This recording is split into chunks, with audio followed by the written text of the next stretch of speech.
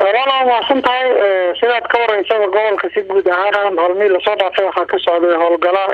قان رديك كعملها كله ما ليسنا يعني هيدا كيسي فينا هراي يوجارين ديجانا المعلم كا إلا يطول كلا ودحية تجمع ودجلي بري النواحي هذا halkaas oo ay shaqooyin fiican ay ka qabteen wadadiis halkaas ay ku dhuumaaleysanayeen runtii ay ka dulqaadeen dadka deegaanka sidaas la mid ah howlgaladaas qayb mid ah maanta waa ciidanka xoogga dalka Soomaaliyeed qaybtooda commandos danab ayaa gaaray deegaanka deegaanka Tooratooroow ee degmada Awdeegle haddana halkaas waxaa ka socda howlgal lagu xaqiijinayo amniga howlgaladana waa howlgalo horey buu socday horey buu jiray meel fiican ay marayaan waa tahay howlgalka qaabkee loo fuliyay halkaas lagu la wareegay ma dagaal ayaa jiro ka dhacay oo maaragta lagu la wareegay kooxda shabaab faahfaahinta si guud ahaan dib ayaan ka soo sheegaynaa maadaama howlgalku weli sii socdo laakiin waxaan kaliya hadda ku xaqiijinayaa ciidanka xaqooda in wax dhibaato soo gaartay aan jirin deegaanka Tooratooroow ay gaareen haddana halkaas howlgal amniga lagu xaqiijinayo ka socdo waa tahay deegaanka Tooratooroow muhiimad intee leeg ayuu u lahaa kooxdan maaragta argixisada ay shabaabku runtii Tooratooroow waa meel kamid ah deegaanada ugu muhiimsan ee degmada Awdeegle hoos yimaada waxaanu ku nool dad runtii oo aad iyo aad u tiro badan waana meelaha loo adeegsada in lagu dhibaateeyo ummadda Soomaaliyeed ee kooxaha nabadiidka ay ka dhigteen meelaha dadka lacagta baada looga qaado oo shacabka Soomaaliyeed ku nool gobolka Banaadir iyo meelaha kale la midka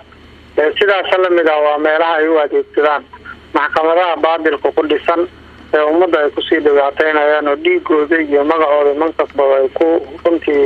bartilmaameedsanayaan ay ku banaysanayaan marka waa magaalo muhiim u ah gacanta dawladda iyo ummadda Soomaaliyeed guud ahaanba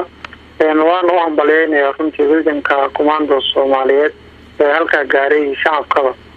qaabka wada shaqeynta dhow ay u wadaagaan howlgaladana sidaas la mid ah waa ku qorsheysan maadaama xilli roobaadkii aan hadda ka soo baxnay howlgaladii horey buu socday gobolka uu socday oo lagu xaqiijiyay amniga sidii aan noolay ilaa iyo Awdeegle ay qayb ka yihiin wayna sii socon doonaa haddii Allah waa tahay deegaankaas iminsa sana ay gacanta ku hayeen kooxda shabaabku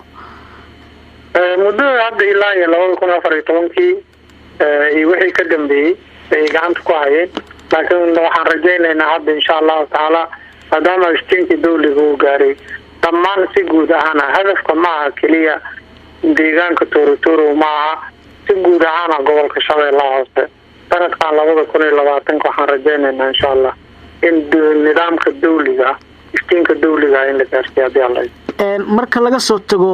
dadka maaragta kooxda shabaabku ay si arxan darada maaragta raba in hantidooda ku qaataan ay xagga geen jireen ku maxkamadeyn jireen laakiin dadka deegaanka halkaas deganaa oo ama beeraleyda ama xoololeyda ah dhibaato intee leeg ay ku hayeen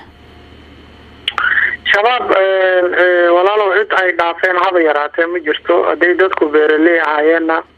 beerahooda inay tacbadaan mar hore ay u diideen sidaas la mid ah haday howl dhaqato ahaayeen xoolahooda mar hore ka qaateen oo nidaam aan sax ahayn ay uga qaateen haday xoog ahaan lahayd haday magac ay doonaan oo bixiyaan zakawaadka ugu yaraan waxay doonaan ugu yaraan ay ahaan lahayd dadka gobolka ku noolna dhibaatooyin xoog leh oo dhinac walba ay gaarsiin haday ahaan lahayd inay caafimaadka waxyaabaha ugu yaabka badan nimankan xanlaawayaasha ah ay gobolkan ka sameeyaan runtii waa gobol fala aad u waaweyn malaha xarumo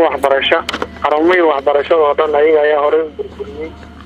caafimaad malaha isbitaalada dhammaan way xireen wayna burburiyeen adeeg bulsho kale haba yaraatee kama jiro wixii yaraa dadka xoogoodii ay ku soo dhacsanayeen oo ah wax soo saarkii beeraha way diideen oo beerihii dadka inay tacbadaan hore ay ugu diideen xoolihii yaraa ay qabeen